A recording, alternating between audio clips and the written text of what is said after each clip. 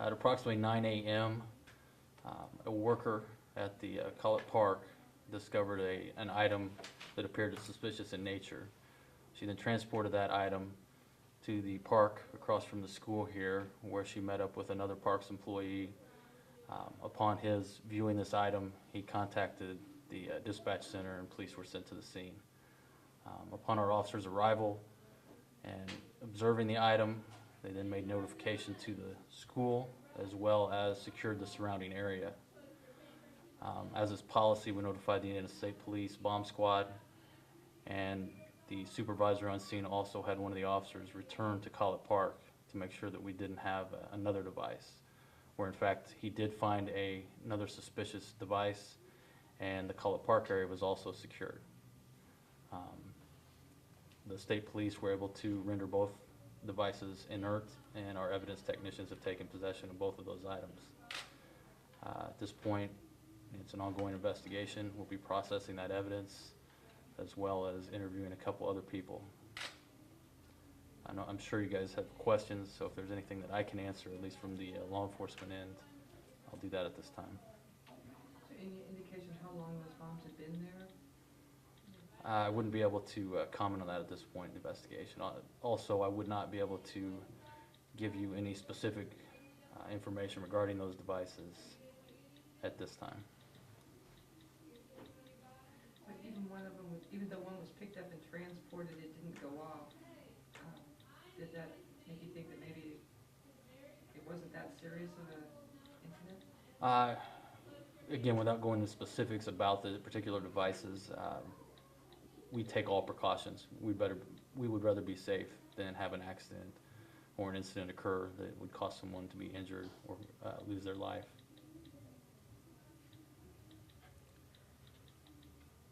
From the school end, the police notified Principal Cobb of a situation that was occurring in the neighborhood. Immediately, our office was informed, and our staff came down to the school, cooperated with the police in their investigation. They secured off the area around the school. We moved the students from the east end of the building to the west end of the building, as we felt that was the most safe, although there was never an immediate cause or concern, danger to the school or threat at any time. We still felt it was important that we follow our protocols and cooperate and work with the police.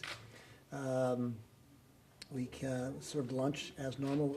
Education and classes were taught as normal.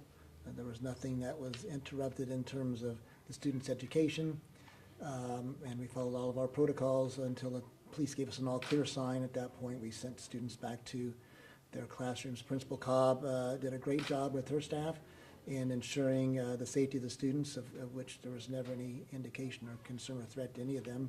However, we did do an all-call to our parents, notifying them that there was a police incident in the neighborhood, and followed that up with a second call to tell them that all was clear.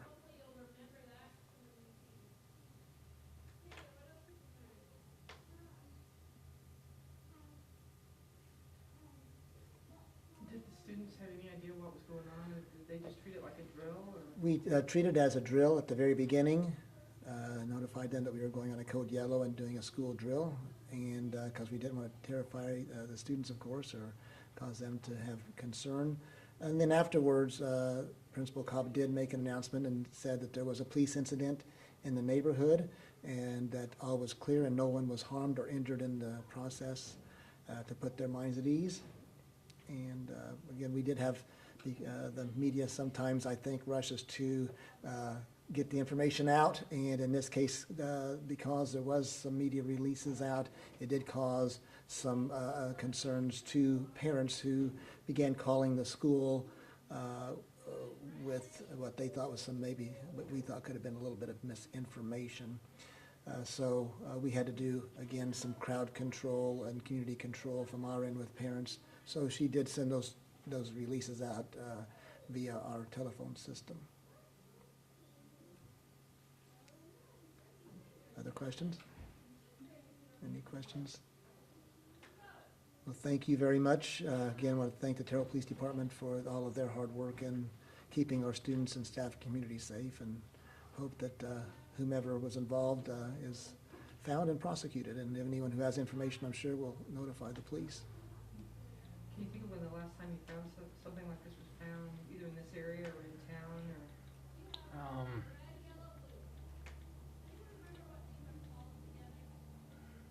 Something like this would imply that I would be able to tell you what that device might be.